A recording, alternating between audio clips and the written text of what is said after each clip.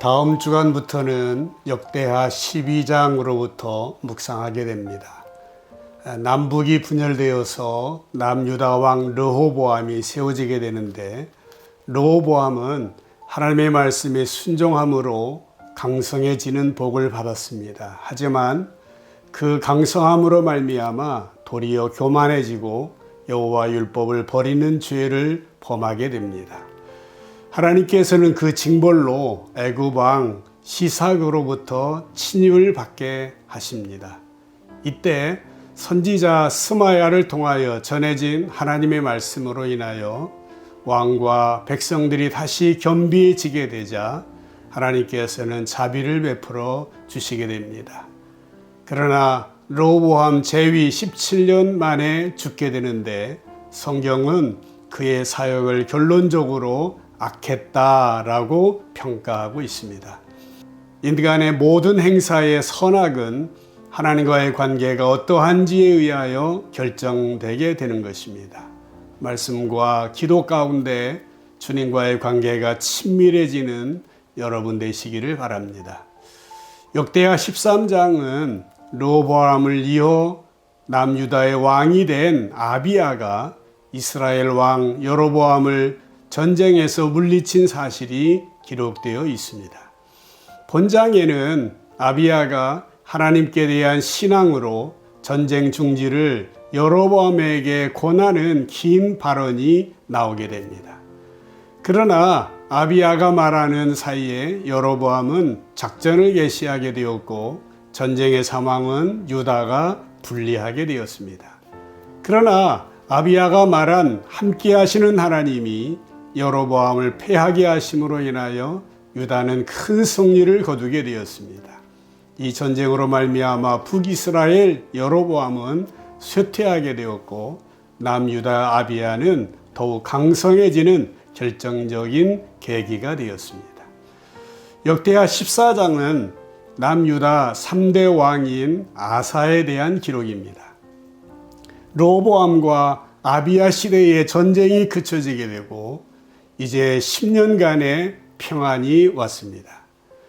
그것은 아사가 우상을 파괴하고 하나님의 말씀으로 돌아왔기 때문입니다. 아사 왕의 종교개혁은 열왕기상 15장 12절로 15절에도 자세하게 기록되어 있습니다.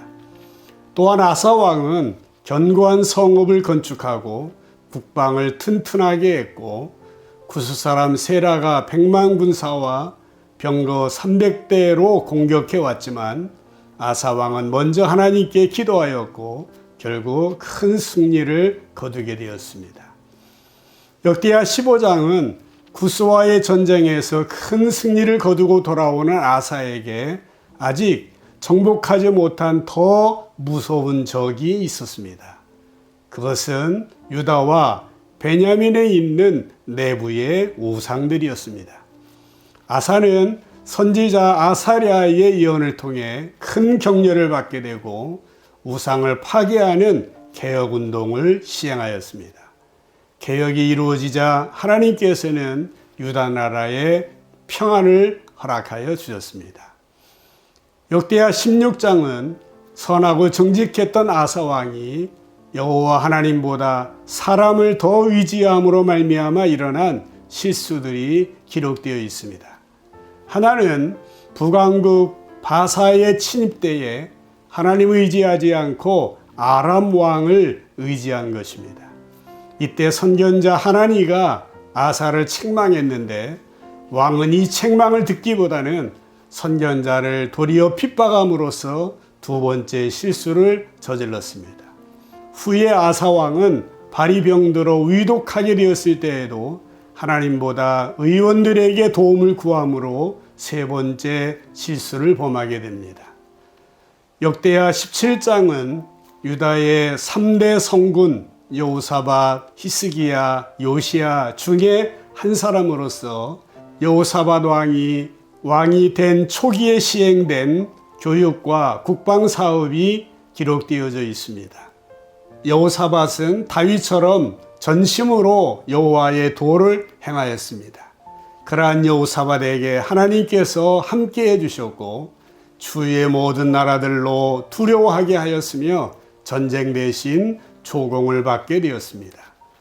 그런 가운데에서 여호사밧은 점점 강대해지게 되었고 110명만 군대를 보유하며 국방을 더욱 강화하게 되었습니다. 역대하 18장은 여호사밧 왕이 북왕국 이스라엘 아합과 사돈 관계를 맺을 뿐 아니라 참 선지자 미가야의 예언에도 불구하고 아합을 도와 길르앗 라모 전투에 참여하는 실수를 범하였습니다. 이 전투에서 여호사밧은 죽음의 위기를 당하였으나 간신히 도망쳐 나왔고 아합은 전사하고 말았습니다. 이렇게 여호사밧이 아합과 같은 악한 자와 친밀했다는 사실은 그의 치적 가운데 일대의 오점이 될 것입니다. 우리는 이 사건을 통하여 성도들의 친구 관계가 어떠해야 할 것인지에 대하여 교훈을 얻게 되어집니다. 다음 주간에는 역대하 19장에서 22장의 말씀을 묵상하게 됩니다. 한 주간도 하나님의 말씀과 기도 가운데 승리하시기를 주님의 이름으로 간절히 축복합니다.